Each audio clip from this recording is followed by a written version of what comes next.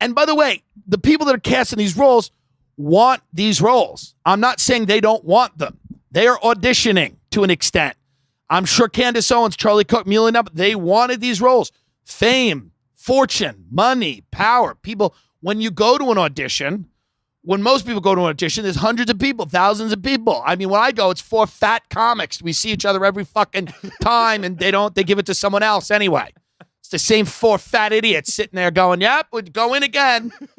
And then we say 2 words. They go, Slate, Tim Dillon, 6-1. Please read the line. Armed robbery. Next. They're like, can you say it again? Don't laugh into the mic. People hate your laugh. I don't know why. I mean, not everyone. Only one guy. Okay. One guy complained about your laugh, but you can laugh. Just try to laugh, But this is these auditions. I don't think it's a bad laugh. I don't know why everyone's so mad at it. Fuck you. Fuck you, one guy. One guy was like, I want to kill that kid because of his laugh. But auditions are filled with hundreds of thousands of people. They all want these fucking jobs. And Milo Yiannopoulos wanted the job somewhere along the line. The reality is there are these different power factions and people, Milo Yiannopoulos, he thought, he was like, I was speaking at CPAC. I was going to be the standard bearer of this party, of the Republican Party. This gay provocateur who's married to a black guy, who's out of his mind, who's being deplatformed. He's all over the place. And basically, the National Review crowd in the Republican Party that were more straight-laced, they were the people that didn't want Trump. They got Milo out of there, and they deplatformed him. But this is what you're serving. It's like, when you have a certain job in the administration of the presidency, they say you serve at the pleasure of the president. When you are a guy like Milo Yiannopoulos, you're serving at the pleasure of the Mercers. You're serving at the pleasure of a billionaire family. I know how hard it is to create a grassroots fan base. It's not easy. And when you're able to build one very quickly and you get a lot of media attention and you have a lot of infrastructure and you have a lot of financial support, you're flying around the world and all that shit, none of that is cheap. And these people are funded. There's big money behind all of these people. And if they slip up or if somebody in an organization that's backing them goes, I don't think they're the right person to get this message out, we're going to get rid of them. And then they throw them overboard. And Milo Yiannopoulos, he sounded a bit naive in the interview with Peterson.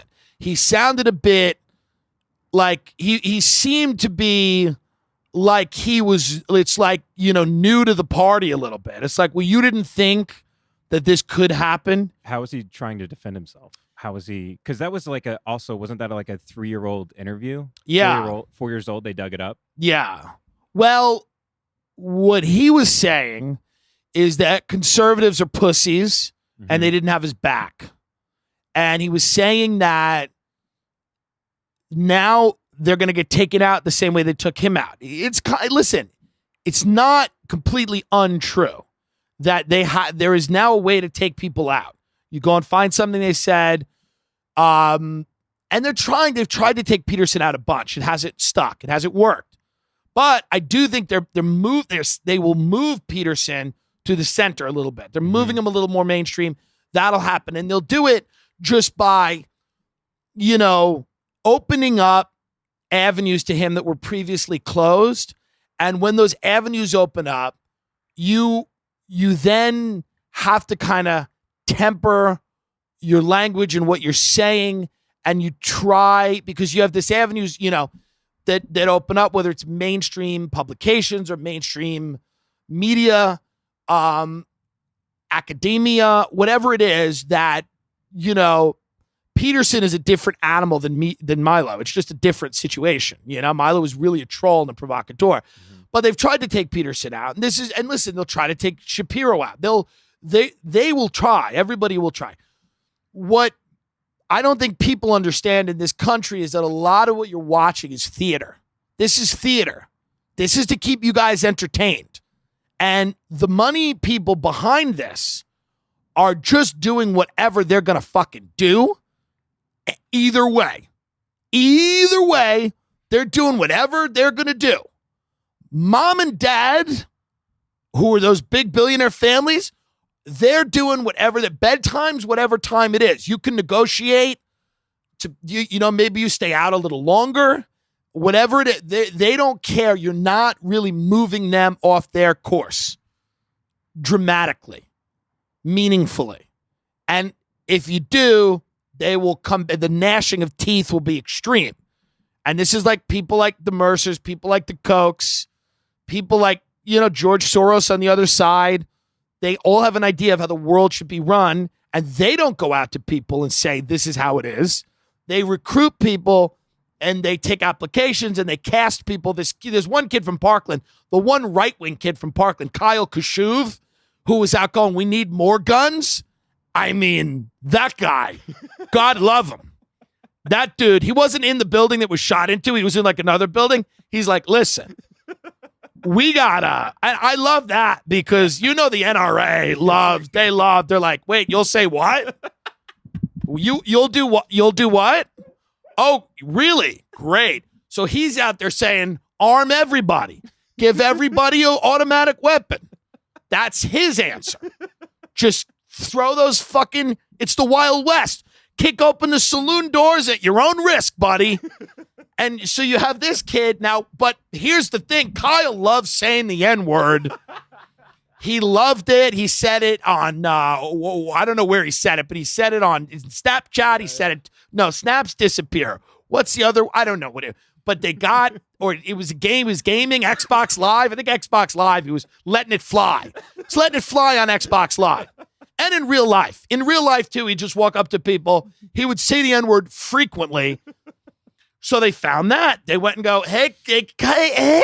So what happens? I think Turning Point USA, I think he resigned. So again, he's out because you serve at the pleasure of the billionaires who back you. That is it. That is what you're out here doing. This is theater. This is to keep people entertained and to keep people thinking that there's real debate and discussion in this country. There really isn't. There's really not a lot of debate and discussion about what's going to happen in this country. I know you like to think there is. You're like, this is everybody's at each other's throats. Yeah, maybe in a fucking grocery store. But in Washington, D.C., they're pretty much on the same page. There's a few things that they like to argue about abortion in Alabama and in Georgia. There's a few real hot buttons. Should gay people adopt kids? There's a few things. But when it comes to foreign policy, economic policy, the rights of corporate America, they are pretty much Nancy Pelosi in her Georgetown townhouse or with her millionaire husband in San Fran where fucking Laura Loomer's climbing in her kitchen window. I mean, by the way, how do you not like Laura Loomer a little bit? How do you not respect Laura Loomer a tiny bit? She's the chick who takes it too far. Mm-hmm. That she's the girl on your block that would hang out with the boys and would kind of do anything, if you know what I mean, to have friends. Like you'd be like, eat this bullfrog. And she'd be like, okay, should I put it in my pussy? And you're like, oh my God, you'll just put it in your pussy? She's like, yeah, I can hang out with you guys, right? So this bitch is climbing in Nancy Pelosi's fucking kitchen window because they threw her off Twitter. And again, none of it really matters. Like, and Nancy Pelosi and Donald Trump have a lot more in common with each other, and they have a lot more in common with Stephen Colbert than people have in common with, my Uncle Larry, for example. Uncle Larry doesn't have a ton in common with Nancy Pelosi, Trump, Colbert. There's just not a lot in common. But this is the thing. If people love to get involved, they get invested. There's YouTube shows that cover the beef of other YouTubers. Like it's, and the internet is great because it really does allow people to really feel. And listen, did it elect Trump? Yeah, there are certain, I'm not saying that there's absolutely no effect. But if you look at what Trump has done, he's done a lot of things, but there's a lot of things that just haven't changed and won't change. And still, and you see people that are like cognizant politically for the first time. They're all like, wait a minute. But Trump said there was going to be a wall and Wall Street was going to be reined in and we're going to get a new healthcare plan. This isn't what happens. You got to grow up a little bit. The people that are in those positions make it very, very difficult to make any real change. It's just the fucking way it is. So what we did, we focus on Candace Owens. Did Candace Owens say something about Hitler? What did Roseanne tweet? Oh, I can't believe Kyle Kashuv, this 17-year-old, I had no idea who he was, but he said the N-word. And these are the things you don't focus on what's truly happening behind the scenes because you don't know. It's kept from you. It comes out in a book 10 years later. Or if you're really, really plugged in and you pay attention, you can figure out some of what's happening, you know?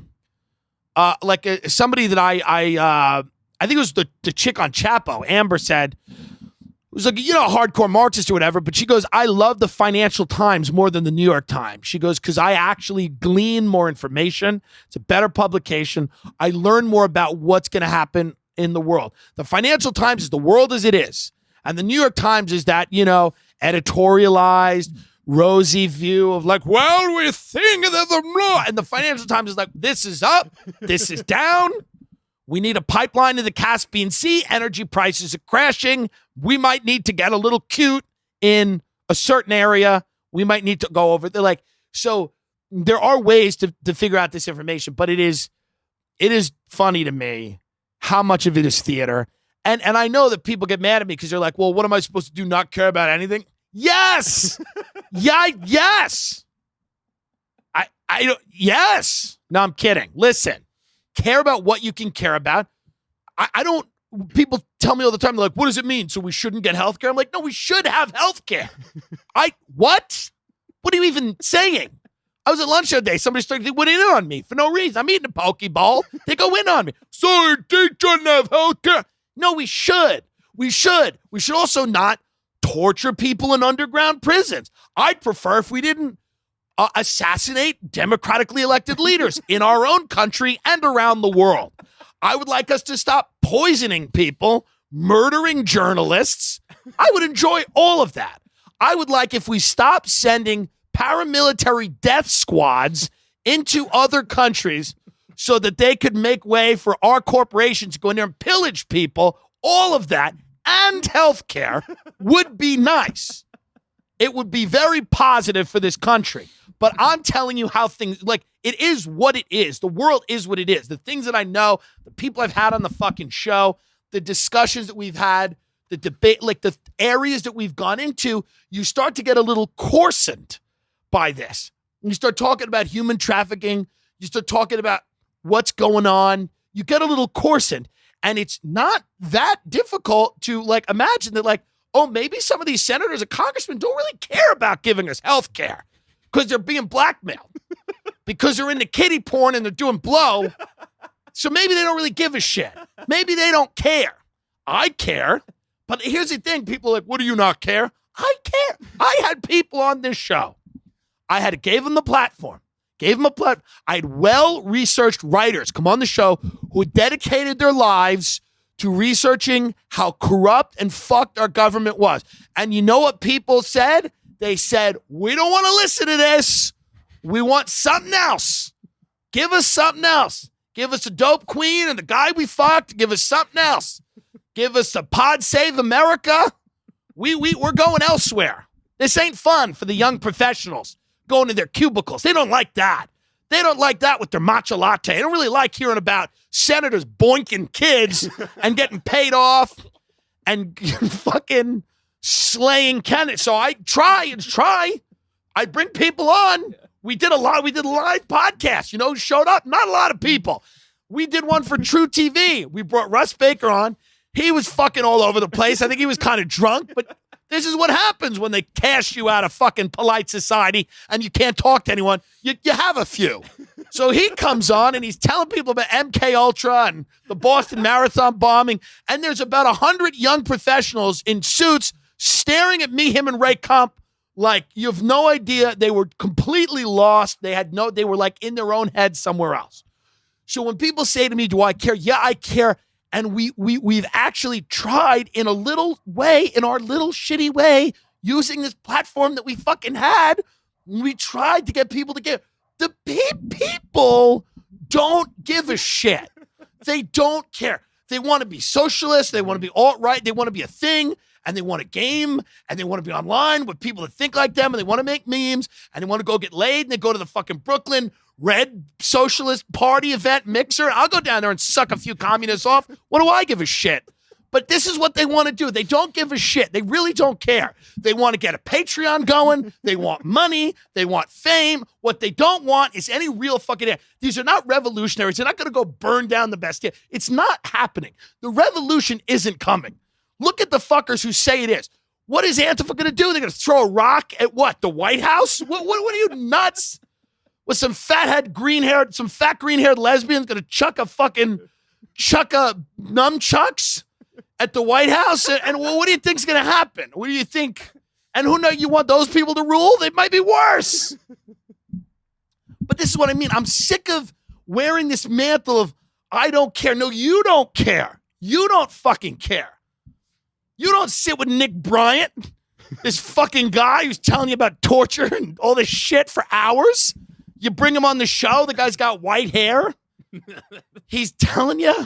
You bring Mark Galeotti on, does a whole book about the Russian mob and Trump and everything like that. You know, it's like, so the whole thing is, I remember stand-up had a great quote once. Stand-up was like, yeah, people say I don't care, but stand-up's like, yeah, it didn't matter when I cared. Remember when I cared? No one gave a shit.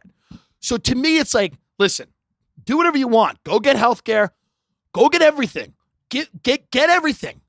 Do whatever you want to do. I'm not going to say stuff that's going to get me in trouble here, but do what you want to do. You know, if you need, go get a potato and put a Marlboro Light in its mouth and watch that and then press play on your phone.